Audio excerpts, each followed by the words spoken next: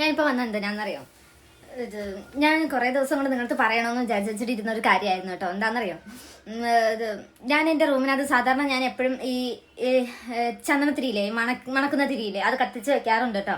അങ്ങനെ ഞാൻ എപ്പോഴും സ്ഥിരം ഞാൻ എൻ്റെ റൂമിനകത്ത് ചെയ്യാറുണ്ട് കേട്ടോ. അപ്പോൾ അങ്ങനെ ഇരിക്കും ഒരു ദിവസം ഞാൻ സിറ്റിയിൽ പോയ സമയത്ത് എൻ്റെ കണ്ണിലൊരു സംഭവം ഉടാക്കിയിട്ടുണ്ടായിരുന്നു കേട്ടോ. ഞാൻ ഒരു പ്രതീക്ഷയില്ലാതെ ആ സാധനം മേടിച്ചതാണ്. സീരിയസ്ലി ഗൈസ് 100% ഞാൻ കൊടുത്ത പൈസ വേർത്തായി എന്ന് എനിക്ക് തോന്നിയ ഒരു നിമിഷമായിരുന്നു കേട്ടോ അത്.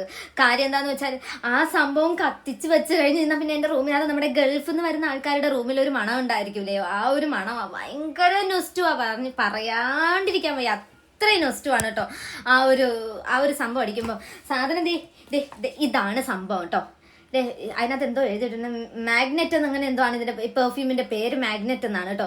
ഈ സംഭവം വന്നിട്ട് ഇങ്ങനെ ഒരു പാക്കറ്റ് വരുന്നുണ്ട്. പിന്നെ അതിനകത്ത് ഇങ്ങനെ ഒരു കോല് പോലെയാണ് ഇരിക്കുന്നത്. ഞാനിത് ഒടിച്ചൊടിച്ചാണ് വെക്കാറ്, കാരണം എനിക്ക് വെക്കാനുള്ള സംഭവം മറ്റേ സാധനമാണ്. ഈ സാധനമാണ്. അപ്പൊ ഈ സാധനത്തിനകത്ത് അത് ഫുള്ളും കയറത്തില്ലല്ലോ, അപ്പൊ ഞാനിത് ഒടിച്ചൊടിച്ചാണ് വെക്കാറുണ്ട്. എന്റെ പൊന്നോ ഈ മണം, പൊന്ന് സ്വർണ്ണം എന്ന് പറയാം ഈ സാധനത്തിന്, അത്രത്തോളം മണമാണ് ഇതിനകത്തോട്ട് വരുന്നത്. ഒന്നും എനിക്ക് പറയാനില്ല. അപ്പൊ ഞാൻ അന്ന് തൊട്ട് ഞാൻ വിചാരിക്കുവാണ് കേട്ടോ ഇതിന്റെ ഒരു റിവ്യൂ ചെയ്യണമെന്ന്. ആരെങ്കിലും സിറ്റിയിലോട്ട് പോവാണെന്നുണ്ടെങ്കിൽ ഈ സംഭവം ഒന്ന് മേടിച്ച് വെച്ച് ഒന്ന് കത്തിച്ച് റൂമിനകത്ത് വെച്ച് നോക്കും. സീരിയസ്ലി ഞാൻ പറയുക 100% ഉറപ്പാണ് നമ്മുടെ റൂമിനകത്ത്. അയ്യോ, ഇന്ന് രാവിലെ കത്തിച്ച് വെക്കുവാണെന്നുണ്ടെങ്കിൽ ഒരു വൈകുന്നേരം വരെ ആ മണം റൂമിനകത്ത് അങ്ങോട്ട് നിറഞ്ഞു നിൽക്കും. അത് സത്യം പറഞ്ഞാൽ വല്ലാണ്ട് മൈൻഡ് റിഫ്രഷിങ് ആവും. പിന്നെ നമുക്കൊരു വല്ലാത്തൊരു ഫീലിങ്സ് തോന്നും, ഹാപ്പിനെസ് തോന്നും. നമുക്കൊരു മൂഡ് ഔട്ട് ആയിട്ട് ഇരിക്കുകയാണെന്നുണ്ടെങ്കിൽ ഈ സാധനം കത്തിച്ച് വെച്ച് എന്റെ മൂഡ് ഔട്ട് വരെ മാറിയിട്ടുണ്ട് കേട്ടോ. അതുകൊണ്ട് ഞാനിത് നിങ്ങളെ അറിയിക്കണമെന്ന് വിചാരിച്ചിട്ടുണ്ട്. അപ്പൊ അത്രയേ ഉള്ളൂ. ബൈ.